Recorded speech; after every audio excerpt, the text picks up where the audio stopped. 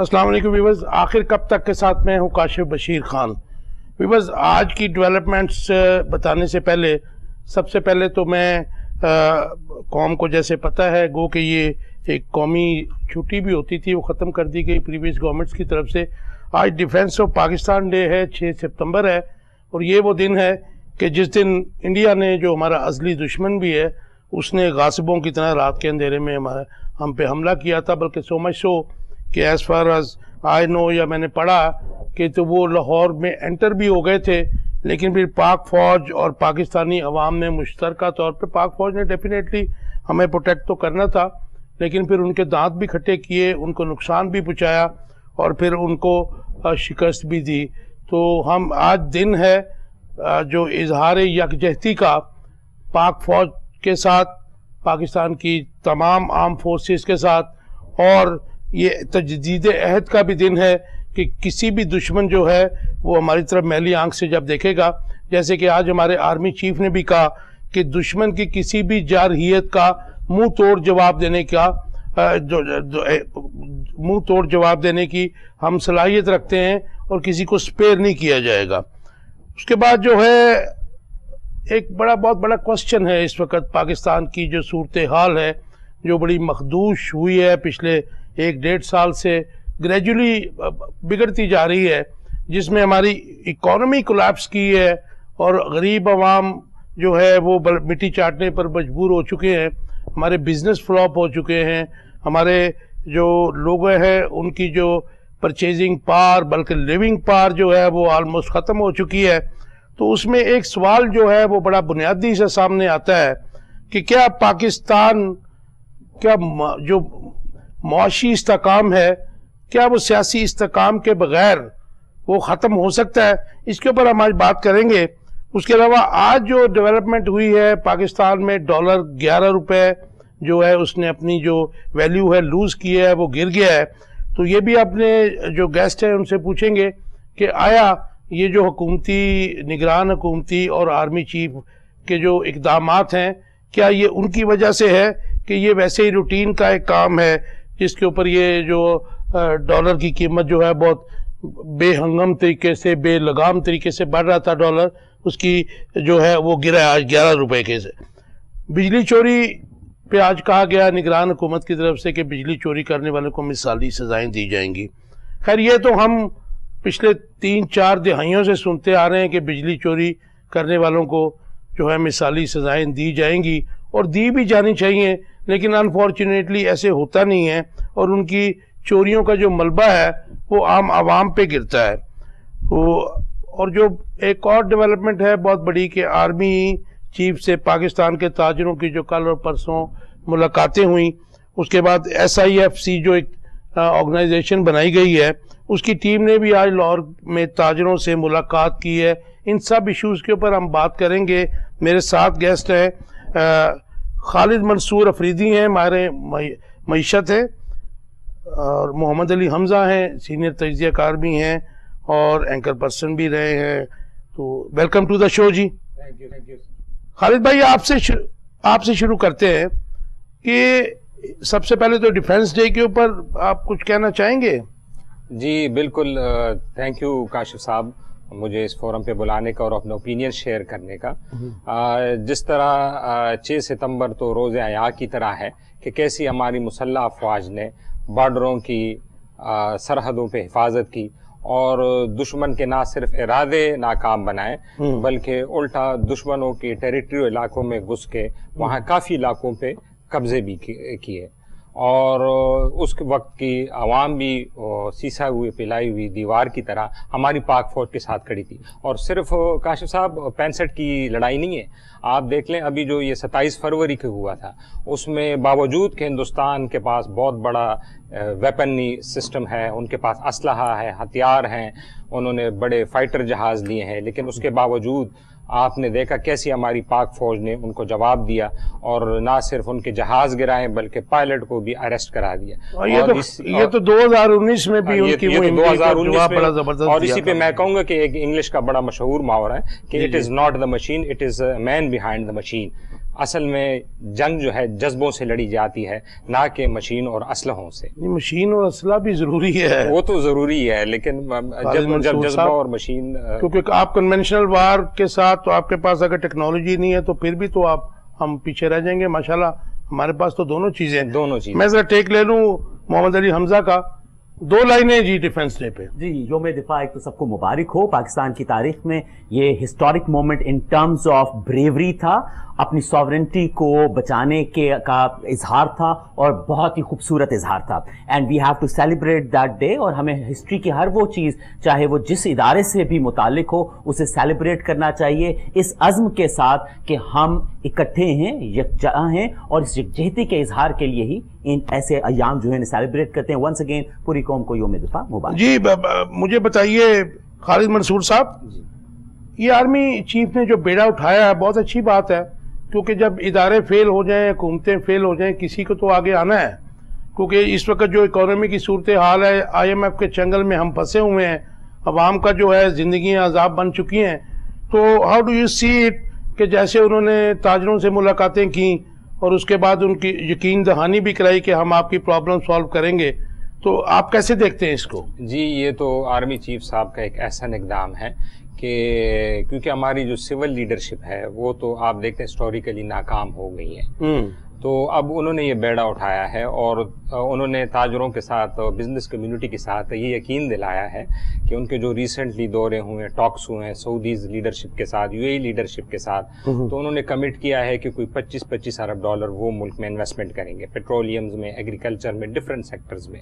UAE اور سعودی عرب کی بات کر رہے ہیں جی ہاں، اور انہوں نے کہا کہ قطر اور کویت بھی وہ جائیں گے اور وہاں پہ بھی ان سے لیکن محمد بن سلمان نے تو اپنا یہ پاکستان کا دورہ کینسل کر دیا۔ ہاں جی، وہ محمد کینسل تو نہیں ہے، ڈیلے ہے، ابھی کوئی آفیشیل ان کی طرف سے نہیں آیا ہے کہ وہ کینسل ہوا ہے، لیکن کیونکہ آرمی چیف ایک ریلیونٹ کوارٹر ہے، ایک ذمہ دار ہماری اسٹیبلشمنٹ ہے، تو انہوں نے جو بزنس کمیونٹی کو کہا ہے تو اس سے فرق یہ پڑا ہے کہ آپ نے دیکھا ہوگا کہ 2 دن میں ڈالر کی قیمت تو کوئی 12 روپے نیچے آئی ہے۔ اچھا، یہ آپ نے کہا جی جواب آ گیا کہ جی ان کی وجہ سے ہوا، لیکن ہم نے دیکھا کہ جب یہ رجیم چینج ہوا یا گورنمنٹ چینج ہوتی ہے پھر بھی یہ ہوتا ہے، آرٹیفیشل رائز بھی ہوتی ہے ڈالر کی پرائس میں اور پھر گر بھی جاتا ہے۔ تو میں ذرا محمد علی حمزہ کا لے لوں سٹانس، کیسے دیکھتے ہیں کہ یہ ڈالر کی جو قیمت گری ہے، کیا یہ حکومتی اقدامات ہیں یا آرمی چیف کے اقدامات ہیں اسمگلنگ کو روکنے کے لیے، رینجرز کو جو ڈیپیوٹ کیا جا رہا ہے، نئی اسائنمنٹس دی جا رہی ہیں،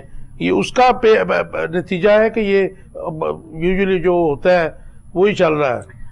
کاشف صاحب، اس سوال کا باقاعدہ جواب دینے سے پہلے آفریدی صاحب نے بھی یہ کہا کہ سول لیڈرشپ ناکام ہو چکی ہے تو اس لیے آرمی چیف جو ہیں وہ میدان میں آئے ہیں، تو ہمیں یہ سمجھنا بہت ضروری ہے کہ سول لیڈرشپ کے بغیر یہ ممکن نہیں ہے۔ ہاں، آپ نے یہ دیکھنا ضرور ہے کہ سول لیڈرشپ میں کون اہل ہے اور کون اہل نہیں ہے، کون جو ہے وہ ذاتی مفاد کے لیے یا خاندانی مفاد کے لیے آتا ہے اور کون پاکستان سے محب الوطنی کے اظہار کے لیے آتا ہے۔ So it is actually a collaboration. یہ سوال نگران وزیر اعظم سے بھی کیا گیا کہ جی آپ کو میدان میں اترنا چاہیے تھا، تو انہوں نے بڑا واضح طور پہ یہ کہا کہ میں اور میرے وزیر جو ہیں خزانہ ہیں ان سے مشاورت کی گئی اور ہم نے ہی یہ مشورہ دیا کہ آپ آئیں، ایک شورٹی دیں۔ تو آرمی چیف صاحب کا جو اقدام ہے ڈیفینیٹلی یہ ایک شورٹی ہے، اور تاجران جو ہیں انہوں نے یہی کہا ہے کہ ہمیں ایک وہ ٹھنڈی ہوا کا جھونکا ملا ہے کہ انہوں نے کہا ہے کہ things will get better.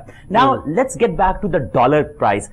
ہم اگر یہ تصور کرتے ہیں کہ آرمی چیف صاحب کی تاجروں سے ملاقات کی وجہ سے یہ 10-11 روپے کا ایک دم ڈالر میں چینج آیا، تو we need to understand یہی ہماری شارٹ سائٹڈنس ہے کہ ہم 1-2 دن کی تبدیلی سے ہم کوئی نتیجہ اخذ کر لیتے ہیں۔ یاد رکھیے کہ نتیجہ اخذ کرنے کے لیے آپ کو ایک ڈیٹا چاہیے ہوتا ہے، ایک وقت کا ڈیٹا۔ تو آپ نے سادہ یہ دیکھنا ہے کہ پچھلے 1.5 سال میں ڈالر کے ساتھ کیا ہوا ہے، اور جو 1.5 سال میں ڈالر کے ساتھ ہوا ہے حقیقت وہ ہے، اور 178 سے کہاں گیا وہ؟ جی، حقیقت وہ ہے۔ حقیقت یہ 10-11 روپے نہیں ہے، کیونکہ 10-11 روپے اگر آنے والے 6 مہینوں میں لگاتار 10 روپے کم ہوتے جائیں گے پھر یہ حقیقت کا روپ دھارے گی۔ اس وقت یہ ایک سپیکولیشن ہے، سپیکولیشن کے اوپر افریدی صاحب بینکنگ کی فیلڈ سے ہیں، معیشت کو سمجھتے ہیں کہ سپیکولیشن سے چیزیں ایک دم اوپر نیچے ہوتی ہیں، لیکن آپ نے اگر ٹرو ٹریجیکٹری دیکھنی ہے تو یو نیڈ ڈیٹا، اور ڈیٹا یہ کہتا ہے کہ پچھلے 1.5 سال میں ڈالر ہمارے سر چڑھا اور ڈالر صرف ہمارے سر نہیں چڑھا, عوام, غریب عوام کے سروں پہ چڑھ کے ان کو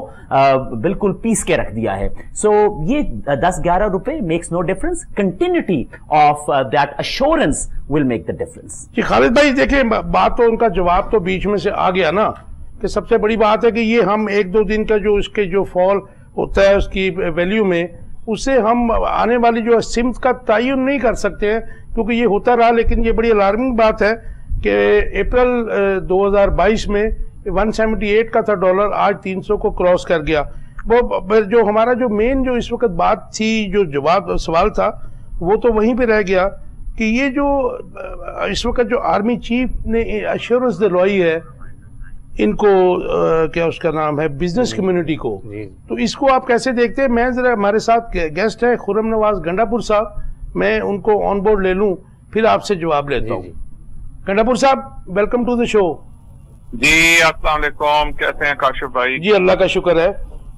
خرم نواز گنڈا پور صاحب, ٹائم آپ شارٹ ہے ہمارے پاس. میں آپ سے یہ پوچھنا چاہ رہا ہوں کہ آرمی چیف نے جو بیڑا اٹھایا اس وقت اکانومی کے ریوائیول کا, تو اس کو آپ کیسے دیکھتے ہیں؟ کیونکہ رینجرز کو بھی ہے نیا ٹاسک دے دیا گیا سمگلنگ روکنے کے لیے, بزنس کمیونٹی کے ساتھ بھی میٹنگز کی گئیں, ان کے لیے کمیٹی بھی بنا دی گئی SIFC کے نام سے, تو ان کی بھی میٹنگز جو ہیں بزنس کمیونٹی سے ہو رہی ہیں, اور ڈالر کی قیمت جو ہے آج 11 روپے نیچے گری ہے. تو یہ کچھ لوگ جو ہیں, اسپیشلی میڈیا کا ایک سیکشن جو ہے, وہ اس کو بڑی کامیابی قرار دے رہا ہے. بسم اللہ الرحمن الرحیم. دیکھیں جی, کسی کی وہ کہتے ہیں اعمال کا انحصار نیتوں پر ہے نا. جی جی, نیت تو صرف اللہ جانتا ہے, دل کا حال اللہ جانتا ہے. ہم بیسیکلی جو اسٹرکچرل چینجز ہونی چاہیے وہ نظر نہیں آ رہی. انٹینشن آنےسٹ ہوں گی, انٹینشن آنریبل ہوں گی, اس میں جب تک ہم سامنے نہیں دیکھیں. اصل بات یہ ہے پاکستان کو ضرورت ہے اسٹرکچرل چینجز کی, جو کہ پچھلے 30-40 سال میں نہیں تھی. وفات محال میں اس وقت 5 لاکھ نوکریاں اویلیبل ہیں انگلینڈ میں, 4 لاکھ نوکریاں اویلیبل ہیں جرمنی میں, 2 لاکھ نوکریاں کینیڈا میں اویلیبل ہیں. ہم نے پچھلے 30-40 سال میں اپنی ایجوکیشن پہ زور ہی نہیں دیا. ہمارے جو گریجویٹ کمپیوٹر سائنس کے پاس آؤٹ ہو رہے ہیں وہ انٹرنیشنلی کمپیٹ ہی نہیں کر سکتے.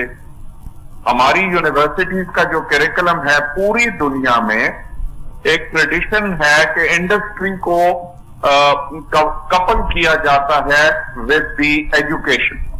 مثلاً کوئی اگر MBA کر رہا ہے تو وہ ساتھ انٹرنشپ کر رہا ہے بزنس انٹرپرائز.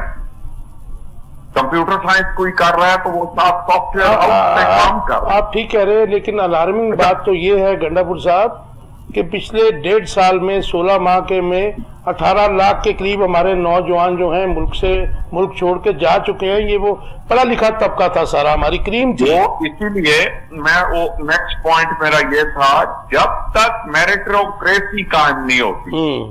آپ دیکھیں گورنمنٹ جابز ایڈورٹائز ہوتے ہیں, پتہ ہی نہیں لگتا کس اخبار میں ایڈورٹائز ہوئے ہیں, پتہ نہیں لگتا کب سلیکشن ہوئی. پچھلے 3 سال 4 سال 10 سال میں آپ دیکھیں کہ جو لوگ گورنمنٹ سروسز میں سلیکٹ ہوئے ہیں, خاص کر پوائنٹ میں کروں گا پنجاب پولیس میں پچھلے 20-25 سال میں جو ریکروٹمنٹ ہوئی ہیں, سارے کرمنلز ریکروٹ ہوئے ہیں. اب بات یہ ہے کہ آرمی چیف کی انٹینشن پہ ہمیں کوئی ضرورت نہیں ہے ڈاؤٹ کرنے کی, لیکن وہ ٹرکل ڈاؤن کیسے ہوگا؟ یا اور کمانڈرز جو ہیں ان کے پاس ایگزیکٹو اتھارٹی ہے؟ بارڈر کے اوپر جو کسٹمز والے افسر بیٹھے ہوئے ہیں, کسٹمز کے اہلکار بیٹھے ہوئے ہیں, لیویز کے اہلکار بیٹھے ہوئے ہیں, کیا وہ کور کمانڈر کے نیچے آتے ہیں؟ اسی طرح اگر آپ افغان بارڈر پہ دیکھیں جہاں سب کو پتا ہے کہ کھلے عام ڈالر جا رہے ہیں اور پاکستانی کرنسی آ رہی ہے, وہاں بھی ملٹیپل ٹیئرز ہیں. کچھ تو کور کمانڈر کے نیچے ہیں لیکن کسٹمز تو ان کے نیچے نہیں ہے. اسی طرح ان کے نیچے دیگر محکمے نہیں ہیں, پولیس ان کے نیچے نہیں ہے. اب یہ جو ملٹیپل ایجنسیز کے درمیان چیز ہے उसका कोई हल अभी तक कोई एक प्रोविंशियल लेवल पे ऐसी काउंसिल जिसमें सारे महकमे रिप्रेजेंटेड हों जो डिसीजन कर सकें। आफ्टर ऑल ये जो कराची तक पेट्रोल आता है ईरान वाला, ये दर्जनों चेक पोस्टों से गुजर के आता है। जी जी, हजारों गाड़ियां बॉर्डर क्रॉस कर रही हैं बाढ़ होने के बावजूद। इसी तरह पिशावर से जितनी स्मगलिंग हो रही है KPK से और खैबर पास से, वो भी तो आखिर मल्टीपल एजेंसीज बैठी हुई है बॉर्डर पे। खुर्रम नवाज गंडापुर साहब, मेरा जो सवाल है आपसे वो ये है कि क्या इन बिजनेस कम्युनिटी जिसको हम बेल आउट नहीं कर सकते, पाकिस्तान में आज तक जितनी करप्शन हुई, अगर उसमें सियासतदानों ने लूटा, ब्यूरोक्रेसी ने लूटा, तो फिर वो ये बिजनेस कम्युनिटी जो है वो भी उनके साथ थी, ऑन बोर्ड थी, वो भी इस लूट पार में शरीक थी। आज अगर उन पे इतना ज्यादा ट्रस्ट किया जाए, अगर उनको सोने का बना के पेश किया जाए, इस बात की क्या गारंटी है कि अगर वो अपने लिए बेनिफिट्स ले लेंगे आप, और अवाम की जो हालत है, या इंडस्ट्री की है या मजदूर की है, उसको भी तब्दील करेंगे वो? देखें मोहतरम, पैसा वहां जाता है जहां कंडीशंस ठीक हों। कंडीशंस में सबसे पहले है लॉ एंड ऑर्डर, राइट। दूसरा है एनर्जी, एनर्जी की अवेलेबिलिटी और एनर्जी की प्राइस। तीसरे लेवल आता है लेबर और लेबर की प्राइस, लेबर की क्वालिटी। आप देखें ना, हम आज तक मोबाइल फोन मैन्युफैक्चर नहीं कर सके, हम एक मोटरसाइकिल नहीं मैन्युफैक्चर कर सकते। We are N assembling country. तो इन चीजों पे आप आज कहें कि जी मोटर बाइक का इंजन या पाकिस्तान में बनेगा या गियरबॉक्स पाकिस्तान में बनेगा तो मोटरसाइकिल बिकेगा, नहीं बनेगा आपको हम टोटल 24 मंथ्स देते हैं। ये जो माफिया है जिसमें बिजनेस कम्युनिटी, ब्यूरोक्रेट और पॉलिटिशियन इकट्ठे हुए हैं, टोयोटा मोटर कंपनी और होंडा मोटर कंपनी ने आज से 30 साल पहले वादा किया था कि ये अचीव करेंगे 100% पाकिस्तानी प्रोडक्शन।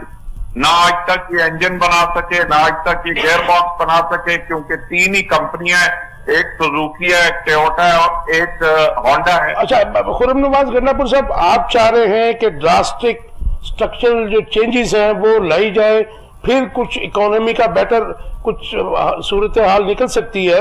लेकिन मैं आपसे ये एक सवाल पूछना चाह रहा हूं कि क्या सियासी इस्तेकाम के बगैर मुआशी इस्तेकाम आ सकता है? ये भी बात आपकी बिल्कुल दुरुस्त है। सबसे पहले सियासी इस्तेकाम चाहिए।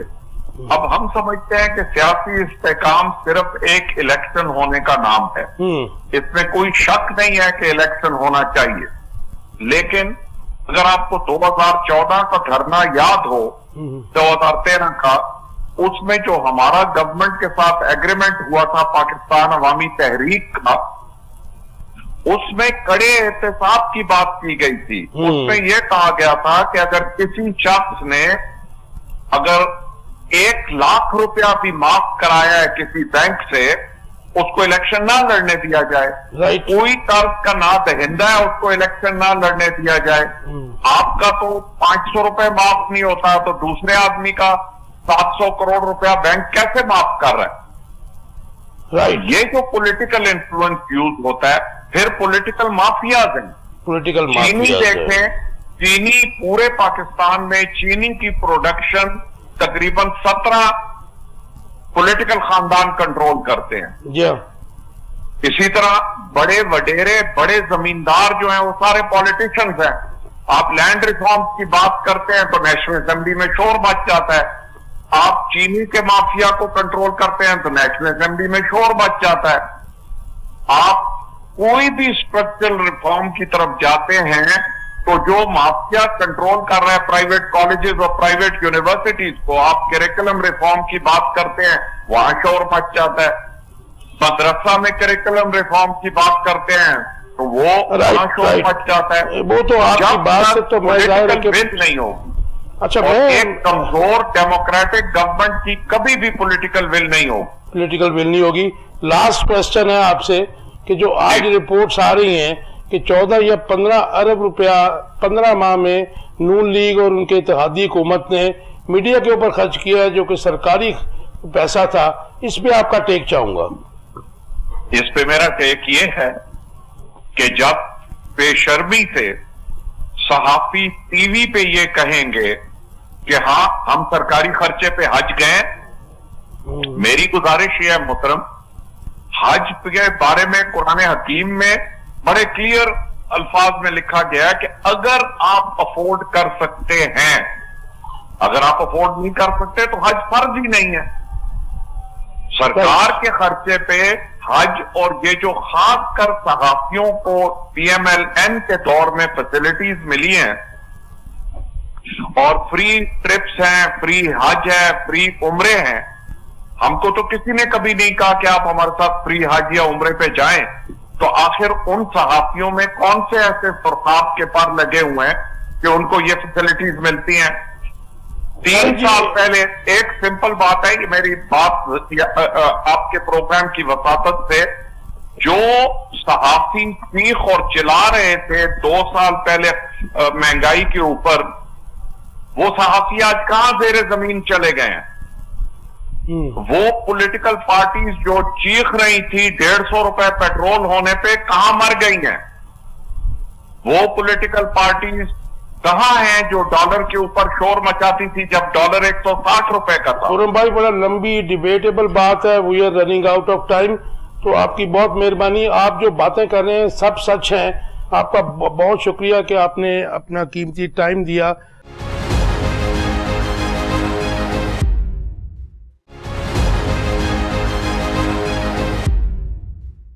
जी मंसूर भाई, मुझे बताइए, खालिद मंसूर साहब, जो हम बात कर रहे थे इस वक्त, वो यही था ना जी कि क्या बिजनेस कम्युनिटी के ऊपर इतना ट्रस्ट किया जा सकता है पाकिस्तानी बिजनेस कम्युनिटी के ऊपर? क्योंकि हम जब देखते हैं कि टैक्स चोरी जो करता है वो बिजनेस कम्युनिटी करती है, ठीक है जी, अंडर इन्वॉइसिंग करती है वो बिजनेस कम्युनिटी करती है, प्राइसेस की हाइक जब होती है वो भी बिजनेस कम्युनिटी करती है, सो मच सो के स्मगलिंग भी बिजनेस कम्युनिटी ही करवाती है। तो इसमें इसका क्या ट्रस्ट लेवल हो सकता है कि उनको इतनी खुली छूट दे दी जाए, उनको मराहत दी जाए? जी, वो पहले सेगमेंट में जिसका मैंने जिक्र किया डॉलर का, जी जी, तो मैं पहले उस पे आता हूँ, तो इसका क्विकली कर लीजिए। हाँ, उसमें ये है कि बेसिकली गंडापुर साहब ने जिसे कहा कि स्ट्रक्चरल रिफॉर्म चाहिए। स्ट्रक्चरल रिफॉर्म में यही है कि हमारी एक्सपोर्ट ओरिएंटेड इकोनॉमी नहीं है। आप देख लें 2017 में जब हमारी GDP 6.3% गई और फिर इमरान खान साहब के आखिरी टेनोर में 6% गई, तो हमारा करंट अकाउंट डेफिसिट 15 से 16 अरब डॉलर हो गया। जब तक हम इस इशू को एड्रेस नहीं करेंगे, हमारी इंपोर्ट चाहे गुड्स में हो और चाहे सर्विसेज में हो, जब तक ये एक्सपोर्ट से ऊपर नहीं जाएंगी तब तक हम ये आप बड़ी आइडियल बात कर रहे हैं, लेकिन उसके लिए हमें एनर्जी क्राइसिस, एनर्जी रेट्स और आइडियल जो है आपकी कंडीशंस चाहिए। ब्यूरोक्रेसी के जो कल्चीज है उनकी, जो उन्होंने आवाम को नोचा हुआ है, उससे भी तो जान छुड़ानी पड़ेगी ना जी। उससे भी जान छुड़ानी पड़ेगी। और जिस तरह आपने बिजनेस कम्युनिटी का कहा, असल में हमारे मुल्क में सबसे बड़ा इशू जो है, हमारा पॉलिटिशियन वो बिजनेसमैन भी है और वो एग्रीकल्चरिस्ट भी है। आप देख लें हमसाया मुमालिक में, वेस्ट में देख लें, सवाए प्रेसिडेंट ट्रंप के कोई बिजनेसमैन नहीं आया प्रेसिडेंट। जब आपकी सियासत ही बिजनेस पे हो जाएगी तो जाहिर है वो जो भी अपने फायदे के लिए पॉलिसी डिविएशन लेंगे, पॉलिसी इसको अंग्रेजी में कहते हैं कॉन्फ्लिक्ट ऑफ इंटरेस्ट। जब बिजनेसमैन पॉलिटिक्स में आएगा अपना इंटरेस्ट पहले वॉच करेगा। जी मोहम्मद अली हमजा साहब, यही सवाल आपके लिए है। सही काशिफ साहब, एक तो ये है कि जहां तक आपने बिजनेस तबके की बात की, तो बिजनेस तबका जो भी कार्रवाई करता है वो रेगुलेटरी बॉडी का कोई ना कोई फर्क मिला होता है। तो द पॉइंट इज कि रेगुलेटरी बॉडीज ठीक हो तो सारी चीजें रुक सकती हैं। दूसरी बात ये कि खुर्रम नवाज गंडापुर साहब भी और हमारे दोस्त अफरीदी साहब भी जो बातें कर रहे हैं वो लॉन्ग टर्म बातें हैं। हमें 3 चीजें देखनी है, क्विक फिक्स क्या है, हमारा मिड टर्म प्लान क्या होगा और लॉन्ग टर्म प्लान क्या होगा। हमें हमारी तो इकोनॉमी जो इस वक्त वेंटिलेटर पे पड़ी है, जैसे करता था, तो उसको इमीडिएट रिलीफ की जरूरत है ना जी। उसे क्विक फिक्स की जरूरत है। तो क्विक फिक्स के लिए क्या करना है, उसमें मेरे ख्याल से जो अभी एक बात जो जिसके ऊपर अभी तवज्जो कम दी जा रही है वो है कि निजकारी की बात शुरू हो चुकी है। PIA की निजकारी की बात शुरू हो चुकी है और इसी तरह स्टील मिल की निजकारी की बात शुरू हो रही है। मुझे लग रहा है कि निगरान वजीर आजम और ये जो निगरान काबीना है, इसके होते हुए शायद अमली तौर पर यह काम हो जाए।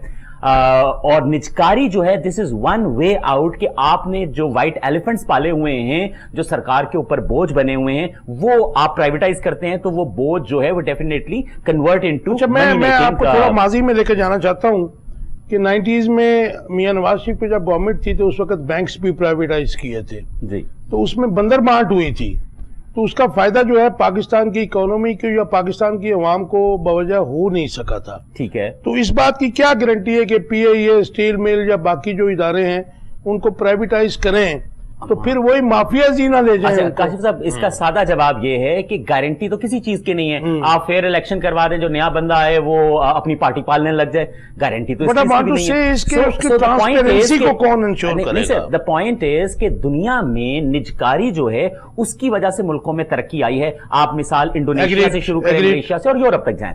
سو اس کا مطلب ہے کہ ٹیکنیکل گراؤنڈز پہ آج کے کیپٹلزم کے اندر نجکاری is the best option. Yes you say کہ کون اس کو اشور کرے. تو میرے خیال سے ہماری جو امید جڑتی ہے اس وقت، اگر پاور کوریڈورز کی بات کریں تو آرمی چیف اور ان کی جو کمیٹی ہے اور پھر نگران جو حکومت ہے ان پہ ہی ہمارا سارا تکیہ ہے. اور تکیہ کس پہ کیا؟ لیکن محمد علی حمزہ صاحب آرمی چیف پہ آپ ٹھیک کہہ رہے ہیں کہ پاور کوریڈورز کی طرف ہم دیکھ سکتے ہیں، ہمیشہ دیکھتے بھی آئے ہیں، اور اسی طرح ہمارے پاور کوریڈورز جو ہیں وہ فورن جو ہیں ہمارے ڈونرز جو ہیں ان کو دیکھتے رہے ہیں. لیکن ان کا ٹینیور جو ہے، آپ نگران حکومت کی جب بات کر رہے ہیں تو آئینی طور پہ تو ان کا ٹینیور کوئی لمبا نہیں ہے جی. اور ان کے اوپر جو اگر کچھ فیصلے اگر ان کو کرنے کے لیے کچھ مطلب قانون سازی کی بھی گئی ہے لیکن وہ اپنے ٹینیور کو گھسیٹ نہیں سکتے ہیں، کھینچ نہیں سکتے ہیں. یہ ہمارا آئین کہتا ہے، میں نہیں کہہ رہا ہوں. اچھا خیر، آئین تو پنجاب پہ بھی کہتا تھا لیکن ایسا نہیں ہوا. اچھا میں آپ کا ایک سوال بڑا انٹرسٹنگ تھا کہ سیاسی استحکام اور معاشی استحکام، اس کے اوپر آنے سے پہلے اس سے زیادہ ضروری فکری استحکام ہے. آپ جب کہتے ہیں نا کہ فلاں اینکر جو تھے وہ خلاف بات کرتے تھے مہنگائی کی اور پھر نہیں کرتے، اس کا مطلب ان کے اندر فکری استحکام نہیں ہے. ہماری پالیسیز کے اندر بھی فکری استحکام کا فقدان رہا ہے. Now let's get back to سیاسی اینڈ معاشی. ایوری بڈی بلیوز کہ سیاسی استحکام سے معاشی استحکام آتا ہے، بٹ پولیٹیکل اسٹیبلٹی کا مطلب کیا ہے؟ We need to put it into discourse. ہمیں آئی تھنک گفتگو کا حصہ بنانا چاہیے کہ سیاسی استحکام کیا ہوتا ہے، اس کی کیا کیا شکلیں ہوتی ہیں. کیا سیاسی استحکام کی شکل ایک ہی ہے کہ جمہوریت ہو اور اس میں الیکشن ہو اور کوئی ایک پارٹی آئے اور وہ پارٹی آ کے جو ہے فیصلے کرے تو یہی سیاسی استحکام ہے؟ ہو سکتا ہے یہ سیاسی استحکام کی ایک شکل ہو. سیاسی استحکام کی دوسری شکل یہ بھی ہو سکتی ہے کہ اگر نگران حکومت رہتی ہے، اور I don't know how is it possible, لیکن اگر وہ 3 مہینوں سے زیادہ بھی رہتی ہے یا آپ کا کوئی اور سٹرکچر آ کے کچھ سال کے لیے ٹیک اوور کرتا ہے، چاہے وہ ٹیکنوکریٹس کا ہے، اور اس کی وجہ سے آپ جو سٹرکچرل پرابلمز ہیں ان کو سالو کرنے کے اہل ہو جاتے ہیں، جس کا فائدہ عوام تک آتا ہے. اس کا وے آف ہے کہ فسکل ایمرجنسی لگا دیں آپ یہاں. جی ہاں، جس کا فائدہ عوام تک آتا ہے تو عوام کو وہ بھی سیاسی استحکام ہی لگے گا. One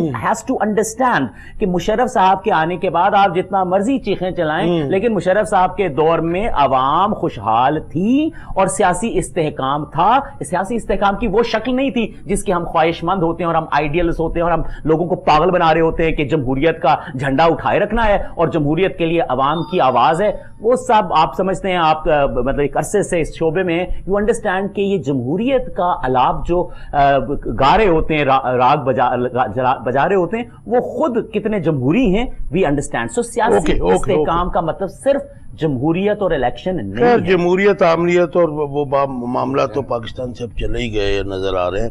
جی مجھے خالد منصور افریدی صاحب مجھے یہ بتائیے کہ کیا آرمی چیف صاحب جو اقدامات کر رہے ہیں، ظاہر ہے کہ انہوں نے ان کی ٹیم پوری کر رہی ہے اور آپ اسے یہ کہہ سکتے ہیں کہ درد دل سے کر رہے ہیں وہ لوگ، کیونکہ اس وقت پاکستان کی اکانومی تو گری پڑی ہے.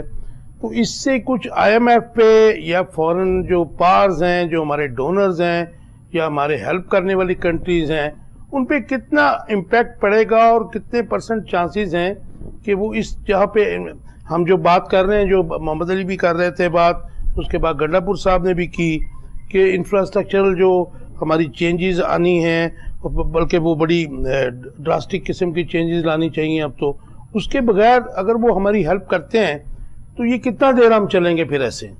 جی اسٹرکچرل چینجز تو وہ تو پتہ ہی آپ کو لانگ ٹرم ہے. یس لیکن وہ ڈراسٹک آ سکتی ہیں تھوڑی بہت جو ضروری ہیں. ابھی جو ضروری ہے ہمیں فوراً ابھی $25 ارب اس سال کا دینا ہے. 25 अरब डॉलर अगले साल देना है। ये किसको देना है? ये world bank, multilateral, Asian development bank, जो कमर्शियल बैंकों से हमने लोन्स उठाए हुए हैं, और तकरीबन ये 70 से 75 अरब डॉलर हमने। अच्छा, I am sorry, I am interrupting you. जी जी, जो आप 75 अरब 2 साल, 1 साल में कह रहे हैं, एक साल में 25 अरब 25 अरब रुपया। जी जी जी। तो अभी जो हमारे आर्मी चीफ ने जो भी एफर्ट्स किए हैं, जी जी, उसके बाद बाज़ाहिर ये नजर आ रहा था कि उन्होंने बिजनेस कम्युनिटी भी कहा कि जी आपसे हम 25 अरब रुपया, आप जो है 25 अरब डॉलर या 25 अरब रुपया, 25 अरब डॉलर जी, 25 अरब साल देना है IMF को, वर्ल्ड बैंक को, एशियन डेवलपमेंट बैंक को, और डिफरेंट मल्टीलेटरल एजेंसीज जो हो भी जाता है, मुझे बाहर से तो उम्मीद है, पाकिस्तानी बिजनेस कम्युनिटी से मुझे उम्मीद नहीं है कि वो इतना कुछ पाकिस्तान के लिए करेंगे। तो अब देखें ना, इसमें तो आप बिजनेस कम्युनिटी से इतने नाउम्मीद क्यों हैं? नहीं, मैं इसलिए नाउम्मीद हूं कि उनके अपने इंटरेस्ट है ना जी इसमें। तो आई थिंक कैपिटलिज्म में बिजनेसमैन का इंटरेस्ट बुरी चीज नहीं है, रेगुलेटरी बॉडी का पाकिस्तान का इंटरेस्ट होना जरूरी है। जी जी, हमारे साथ लॉर्ड चैंबर ऑफ कॉमर्स के प्रेसिडेंट काशिफ अनवर साहब हैं। Welcome to the show Kashif Anwar साहब। जी जज़ाकल्लाह। मुझे सबसे पहले बताइए कि आपकी आर्मी चीफ से भी मुलाकातें हुई, उसके अलावा आप मेरे ख्याल में आज प्रेसिडेंट ऑफ पाकिस्तान से भी मिले जी। उसके बाद जो आपकी कोई कमेटी बनी है तो SIFC, उसकी भी मीटिंग थी आज लाहौर में। तो इन सब का जो लुबे लुबाब है, उसका आउटकम है, वो हमारे व्यूअर्स को बताइए। देखिए, मैं तो ये समझता हूँ कि बहुत अच्छा इनिशिएटिव है, क्योंकि जब हमारी इतवार को उनके साथ मीटिंग हुई तो मैंने वहाँ जो कुछ पॉइंट्स रेज किए, मैं आपको जरूर बता देता हूँ जी। मैंने सबसे पहले बात की कि इंटर बैंक और हुंडी के जो रेट में फर्क है जी, कि आप उसको खत्म करवाइए, क्योंकि जब तक वो खत्म नहीं होगा तब तक हमारे मुल्क के अंदर फॉरेन रेमिटेंस नहीं आएगी। दूसरा मैंने कहा जी कि हमारे इस तरह के इंटरेक्टिव सेशंस और होने चाहिए। चीफ ऑफ आर्मी स्टाफ ने अपनी क्योंकि इनिशियल स्पीच में एक आता है कि बहुत सी टास्क फोर्सेज बनी है, तो मैंने उनसे रिक्वेस्ट की कि जी आप एक टास्क फोर्स कैमरस के साथ भी बना दें, जो प्रपोजल्स एंड सजेशंस हम मिनिस्ट्रीज को लिखते हैं ताकि उस पर काम हो सके। एक बात उन्होंने ये कही थी कि जो हमारी अनडॉक्यूमेंटेड इकोनॉमी है वो 2 to 3 टाइम्स ज्यादा है डॉक्यूमेंटेड इकोनॉमी से। तो मैंने कहा उसी पर्सपेक्टिव में मैंने बात की कि उस अनडॉक्यूमेंटेड इकोनॉमी को व्हाइट इकोनॉमी के साथ कंट्रीब्यूट करना चाहिए और उसके लिए इनिशिएटिव्स लेने चाहिए। बिजली के बिलों की बात की कि आप सेल्स टैक्स और इनकम टैक्स के रेट्स को कम करवाइए और इसका जो बर्डन है वो आगे सर्दियों में ले जाए। और जो एक आखिरी बात मैंने उनके साथ की, मैंने उनसे ये कहा कि सर हमें इलेक्शंस नहीं चाहिए हैं, हमें चार्टर ऑफ इकोनॉमी चाहिए है। आपसे रिक्वेस्ट है कि तमाम पॉलिटिकल पार्टीज को एक पेज पे बिठाइए, चार्टर ऑफ इकोनॉमी को साइन कराइए और उसके बाद इलेक्शंस की तरफ जाए। ये आपकी जो बात है, ये तो मीडिया ने कोड की है, और मतलब आपको चाहे मेरी ये बात बुरी लगे, हमें देखिए आर्मी चीफ अगर ये बड़े दर्द दिल के साथ इकोनॉमी को रिवाइव करने की कोशिश कर रहे हैं तो मेरे ख्याल में जीशोर जो पाकिस्तानी हैं उनके साथ हैं, हम उनको सपोर्ट भी करते हैं, लेकिन आपकी इस बात को कोई सपोर्ट नहीं करेगा। ना करे, सुन ले, फर्क नहीं पड़ता। नहीं, अब आप मेरी सुने सर, अब मेरी भी सुने ना। देखें, बात ये है कि इस वक्त फैक्ट्रियां बंद हो रही हैं, लेबर ले ऑफ हो रही है, 9 लाख पाकिस्तानी इस वक्त मुल्क छोड़ के जा चुका है, 18 लाख है सारे स्टैटिस्टिक्स। ठीक है सर, सारी एम्बेसीज, यूरोपियन एम्बेसीज और जितनी भी एम्बेसीज हैं वो अपॉइंटमेंट नहीं दे रही हैं। 35% पे आपकी इन्फ्लेशन है, 22% पे आपका सर सेल्स टैक्स का रेट है, 25% पे आपका इंटरेस्ट का रेट है। मुझे ये बताएं, इस वक्त भी पोर्ट पे आपके कंटेनर्स खड़े हैं, इस वक्त भी एलसीयां हमारी खुल नहीं रही हैं, इस वक्त भी फैक्ट्रियां, मशीनें हमारी सारी बंद हैं। तो सर मैंने इलेक्शंस का अचार डालना है, वो आपने डाला, लेकिन आप 14-16 माह जो हुकूमत थी, आप लोग भी तो आपके बिजनेस कम्युनिटी उनके साथ। सर मैं आपको एक और बात बताऊं, ये मैंने ये बात आज नहीं की है, ये बात हमने आज से 6 महीने पहले भी की थी, और मैंने अकेले नहीं की थी। ये बात रावलपिंडी चैम्बर्स ने कन्वेंशन कॉल किया था। अरे भाई वो आप तो उस बात को लेकर बैठे हैं, वो एक लंबी डिबेट है। मैं आपसे पूछ रहा हूँ कि जो आपको गारंटीज दी गई हैं काशिफ भाई, और उसके बाद आप जो कंसेशंस मांग रहे हैं, बस ठीक है, जैसे आपने कहा कि अनडॉक्यूमेंटेड जो इकोनॉमी है उसको कंट्रोल किया जाए, हुंडी का, और उसका वो जो रेट की आपने बात की बहुत अच्छी है, स्मगलिंग को खत्म किया जाए। ये तो रोना 1947 से लोग, हम भी रो रहे हैं, आप भी रो रहे हैं, लेकिन अगर ये सब कुछ हो जाता है, अल्लाह करे कि ऐसे हो जाए, تو پھر آپ کو جو مراحت ملیں گی بزنس کمیونٹی کو، اس کا جو ہے ٹرکل ڈاؤن جو ایفیکٹ ہے وہ عام عوام پہ کیسے پڑے گا؟ کیا کچھ فائدہ ہوگا؟ سر میں کیسے کہہ سکتا ہوں ہوگا یا نہیں ہوگا، پہلے حالات تو ٹھیک کروا دیں سر. مجھے یہ بتائیے کہ جب 100 روپے پہ ورسز ڈالر کے اگینسٹ 100 روپے کے اگینسٹ آپ کو $1 ملتا تھا، آج 300 روپے کے اگینسٹ آپ کو $1 ملتا ہے. تو الٹیمیٹلی جب واپس آئے گا، جب آپ کی یوٹیلیٹیز کی پرائسز نیچے آئیں گی، جب آپ کا انٹرسٹ ریٹ نیچے آئے گا، جب آپ کی ان پٹ کاسٹ نیچے آ جائے گی، تو الٹیمیٹلی آپ کا وہ افیکٹ نیچے آئے گا. اس وقت بجلی کی پرائسز آپ کو 15 روپے یونٹ ملتا تھا، آج 60 روپے یونٹ مل رہا ہے. تو آپ کیا سمجھتے ہیں کہ کیا پرائسز کم نہیں ہوں گی؟ کاشف انور صاحب آپ کیا سمجھتے ہیں کہ آج 25% پہ جو آپ کا انٹرسٹ ریٹ ہے، جب وہ انٹرسٹ ریٹ 6% پہ آ جائے گا تو وہی پرائسز رہیں گی. میں کاشف انور صاحب، ڈاکٹر محمد علی حمزہ ہے. میں اگر آپ کی بات کو انٹرپریٹ کروں تھوڑا سا جو آپ نے الیکشنز کے حوالے سے کیا، تو از اٹ لائک کہ الیکشنز ہونے کے نتیجے میں بھی جو گما گم کیفیت ہے معیشت کی وہ بحال نہیں ہوگی؟ therefore you believe کہ elections is not a quick solution. Doctor صاحب دیکھیں، میں بات یہ کرنا چاہتا ہوں کہ میرا ایک بیانیہ غلط بھی ہو سکتا ہے. ٹھیک ہے، میں نے بیانیہ دیا ہے، میں ایک جمہوری ملک کا ایک شہری ہوں جس نے ایک بیانیہ دیا ہے، وہ بیانیہ غلط بھی ہو سکتا ہے. جی ٹھیک ہے. میں نے اس بیانیے کو یا میری رائے کو، کیا آپ سمجھتے ہیں کہ chief of the army staff یا پرائم منسٹر یا پریزیڈنٹ یا الیکشن کمیشن اس کو امپلیمنٹ کر جائے گی؟ لیکن I truly endorse that. I truly endorse that. Right. مجھے یہ بتائیے کہ جو بات ہم کر رہے تھے، تو اس میں یہ جو آپ اس وقت آپ کی ڈیمانڈز ہیں بزنس کمیونٹی کی، اور آرمی چیف صاحب بھی جو ہیں وہ ریوائول کے لیے کوشش کر رہے ہیں، تو یہ کیا لانگ ٹرم ساری پلاننگ ہے کہ اس میں کوئی امیڈیٹ ریلیف ہوگا عوام کے لیے اور آپ کے لیے بھی، بزنس کمیونٹی کے لیے بھی؟ اس وقت دیکھیں جو بہت امپورٹنٹ بات ہے کرنے والی، اور جو وہاں پر جو بہت امپورٹنٹ تھا، جو SIFC کی بات ہو رہی ہے جس پہ $100 بلین بتا رہے ہیں کہ انشاءاللہ آپ کے ملک کے اندر انویسٹمنٹ آئے گی. اب وہ ایک دن کے اندر تو نہیں آئے گی نا، اٹ ول ٹیک ٹائم. اب آپ کو $25 بلین جو سعودی عرب نے دینے ہیں، $25 بلین UAE نے دینے ہیں. دو ممالک، اگر میں غلط نہیں ہوں تو کویت ہے، بحرین ہے، اگر انہوں نے بھی $25 بلین دینے ہیں، تو کیا یہ خوش آئند بات نہیں ہے؟ بالکل ہے. اور ایک اور بات، یہ انویسٹمنٹ صرف فورن انویسٹر کے لیے نہیں ہے، یہ لوکل انویسٹر کے لیے بھی ہے.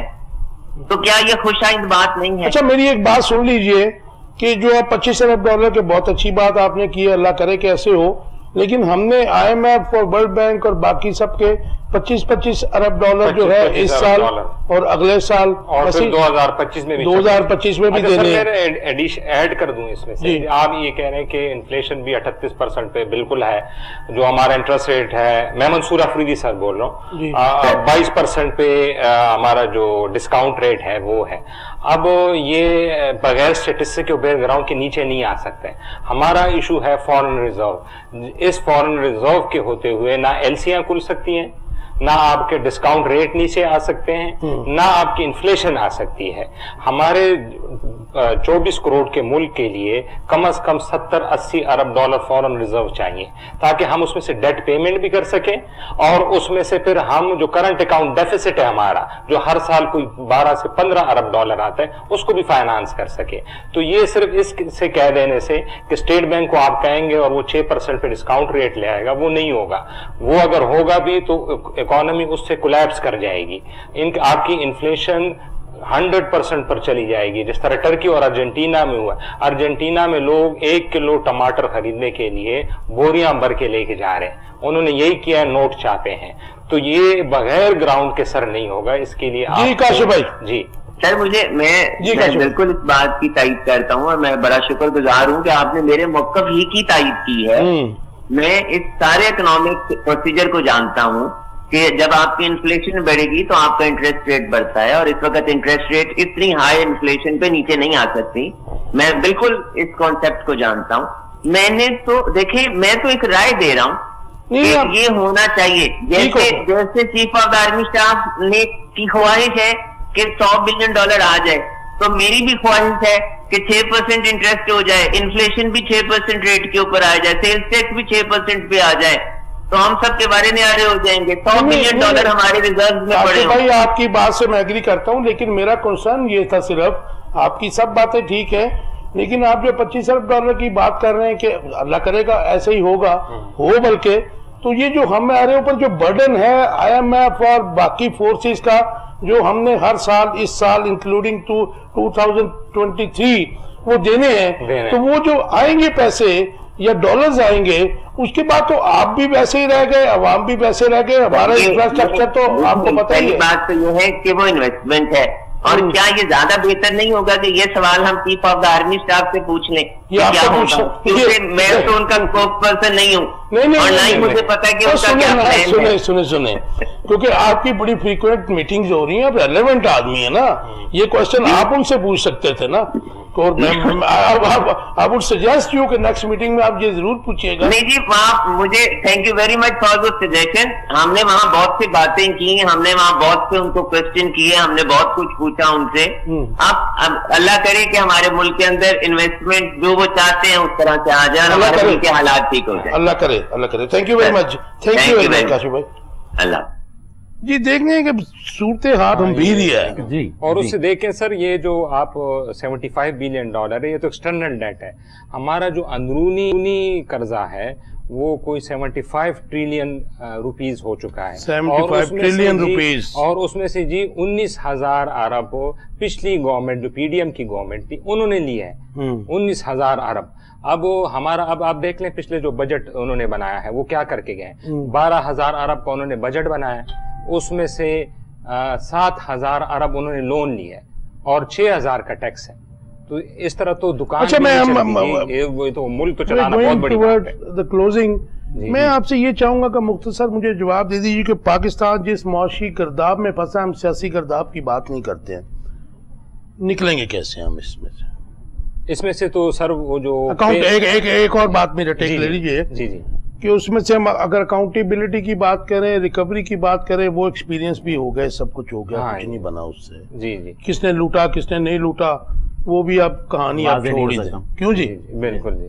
تو اس میں سے وے آؤٹ جو امیڈیٹ ہے نا, جو پین کلر ہے, کیونکہ ہم 1947 سے لے کے اب تک پین کلر ہی لے رہے ہیں نا, اسٹرکچرل ریفارم تو وہ تو یہ جو چیف صاحب نے کہا ہے نا $25 ارب, اور پھر $25 ارب, $50 ارب, اور پھر جو کویت اور 100 ارب مر گیا, وہ 100 ارب. اگر $100 ارب سے میں کہتا ہوں جی $50 ارب بھی آ جائیں, تو آپ دیکھیں گے کہ یہ ڈالر کی ڈیمانڈ یہ زمین پہ آ کے گر جائے گی, یہ 170-160 پہ آ جائے گی. اگر $50 ارب ہسٹوریکلی ہوں گے. ہمارے جو سب سے زیادہ فورن ریزرو گئے ہیں مشرف صاحب کی حکومت میں گئے تھے 2006-05 میں, وہ کوئی $18 ارب گئے تھے, اور پھر عمران خان کی حکومت میں گئے تھے کوئی 18-19 ارب. ہم نے آج تک $50 ارب کا جو وہ ہے ٹچ نہیں کیا باؤنڈری. تو یہ تو ایک بہت بڑا کارنامہ. میرے پاس ایک کوسچن ہے, لاسٹ ایک آپ نے دیجئے, میں ایک لاسٹ کوسچن آپ سے پوچھنا چاہ رہا ہوں دونوں سے. جی جی, آپ اس پہ آپ کا امیڈیٹ ریلیف جو ہے پاکستان اکانومی. تین باتیں کاشف بھائی. Number 1, dreaming is not a strategy. اس سے کہیں آپ خواب دیکھنے سے کہیں نہیں جائیں گے.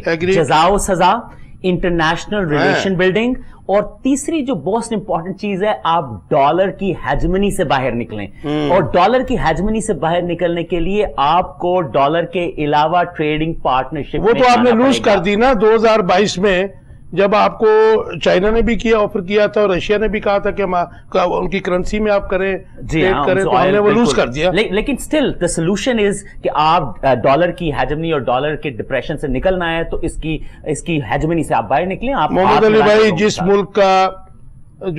ملک میں امریکن ایمبیسڈر IG کو ملتا ہو, چیف الیکشن کمشنر کو ملتا ہو امریکہ کا, تو آپ یہ پھر میں بھی کہوں گا ڈریمنگ ہی ہے نا سر. اس میں تو آپ نے پولیٹیکل وہ بتا دیا, لیکن اس میں سے میں یہ ایڈ کروں کہ وہ جب تک سعودی عرب اور UAE پیمنٹ آئل کی ہے وہ ادر دین ڈالر نہیں کریں گے, تو ہمیں تو سب سے بڑا امپورٹ بل ہمارا 20 سے 25 ارب کا تیل کا ہے. اگر ہم اس کے لیے تو ڈالر چاہیے, وہ تو ین میں پیمنٹ نہیں ہو سکتی, نہ وہ روبل میں ہو سکتی ہے. تو جب تک سعودی عرب جس طرح وہ جا رہے ہیں, اب کیا سننے میں آ رہے ہیں برکس میں کہ اگر وہ کرنسی کوئی لاتے ہیں, اپنی کوئی انٹرنیشنل کرنسی जाते اور ہمیں جو آئل پیمنٹ ہے وہ ڈالر کے ساتھ بھی ایران پہ تو سینکشنز نہیں، میں چائنا کے حوالے سے چائنا کے حوالے سے انہوں نے ٹریڈنگ جو ہے. اچھا، بڑی اچھی بات محمد علی نے کی، محمد علی حمزہ نے جزا و سزا کی، جو ہم اسی پہ اپنا پروگرام ختم کرتے ہیں. مجھے فرینکلی بتا دیجئے کہ خبریں کچھ آ رہی ہیں کہ جی کچھ ٹکٹکی لگنے والی ہے، اکاؤنٹیبلٹی ہونے والی ہے، کیسز کھلنے والے ہیں، اسپیشلی سندھ کی بات ہو رہی ہے. میاں نواز شریف وغیرہ تو ویسے ہی باہر چلے گئے، شہباز شریف بھی چلے گئے، وہ ان کے اسحاق ڈار بھی چلے گئے. تو کیا اس سے بھی کوئی اکانومی پہ بھی فرق پڑے گا کہ کراس دا بورڈ اور بڑا جسے کہتے ہیں بڑا کرول قسم کا، کرول ہی کہنا چاہیے اس کو، ظالمانہ احتساب اگر ہو اور پاکستان کا لوٹا ہوا پیسہ اکراس دا بورڈ جس نے بھی لوٹا ہے اس سے ریکور کیا جائے؟ یہ احتساب سے، اکاؤنٹیبلٹی سے تو آپ کو پتہ ہی ہے، وہ تو ہم مشرف اور ضیاء الحق صاحب کے زمانے سے کوئی نیا ماڈل ہے نا. اصل چیز سر جو ہے نا وہ ویلتھ ایکومولیشن ہے، جو کہ ہمارے سابق وزیر اعظم بھی اکثر سپیچز میں بات کرتے تھے. جب تک آپ ویلتھ ایکومولیشن نہیں کریں گے، پیسہ ملک میں باتوں سے تو اب اونچی باتوں سے سزا و جزا تو آپ نے دیکھے دبئی دیکھے وہ فری فار آل ہے، لیکن وہاں پہ پیسہ بڑا ہے. وہ دیکھیں سارے کرپشن کا ہی پیسہ دبئی میں جائے. یہ بھی تو سوئٹزرلینڈ دیکھ لیں سر، انفراسٹرکچر بنایا نا انہوں نے. جی جی یہی تو میں کہہ رہا ہوں کہ ویلتھ کریشن کرنی. جی قاضی صاحب، کلوزنگ ہوئی پروگرام کی ہے. نمبر 1 آپ نے کہا نا کہ امریکن امبیسڈر فلاں سے ملتا ہے الیکشن میں، تو ذہن میں رکھنا ہمیں یہ ضروری ہے کہ پتے ہر ایک پارٹی کے پاس ہیں. ہم نے اپنے پتے کیسے کھیلنے ہیں، وی شوڈ نو دیٹ. دوسرا یعنی یورپین اور ویسٹرن باڈی اپنے پتے کیسے کھیلتی ہے، لیٹ دیم پلے. لیکن ہمارے پاس ترب کے کون سے پتے رہ گئے ہیں، we have to identify that. اور دوسری بات، جزا و سزا جو ہے وہ ماضی میں جو ہو چکا چلیں اس کو آپ مٹی ڈالیں، لیکن جزا و سزا کا یہ سٹرکچر تو ہو کہ آئندہ کوئی کرنے سے ڈرے. لاسٹ لائن کاشف بھائی، اس کا حل یہ ہے کہ آپ بڑے 4 گردنیں پکڑ لینا تو کن ٹوٹے ویسے ہی بھاگ جاتے ہیں. بالکل ٹھیک ہے آپ نے، کیونکہ ریاست کا سروائیول، کسی بھی ریاست کا سروائیول جو ہے وہ رول آف لا پہ ہوتا ہے. اور یہ جو جزا سزا کی بات کر رہے ہیں وہ بھی رول آف لا ہی ہے. اللہ کرے کہ ہم دعا گو ہیں، بلکہ میرے دونوں گیسٹ بھی، کہ جو پاکستان جس گرداب میں پھنسا ہوا ہے، اکانومی کی گرداب میں پھنسا ہوا ہے، اس سے جلد نکل سکے. اور جو کوششیں ریوائیول آف اکانومی کی ہو رہی ہیں اس میں اللہ تعالیٰ سب لوگوں کو کامیاب کرے. آمین. آج کے پروگرام کا ٹائم ختم ہو گیا. ویورز، آپ نے یہ پروگرام دیکھ، میں آپ کے فیڈ بیک کا انتظار رہے گا. اپنا بہت سا خیال رکھیے گا. اللہ حافظ.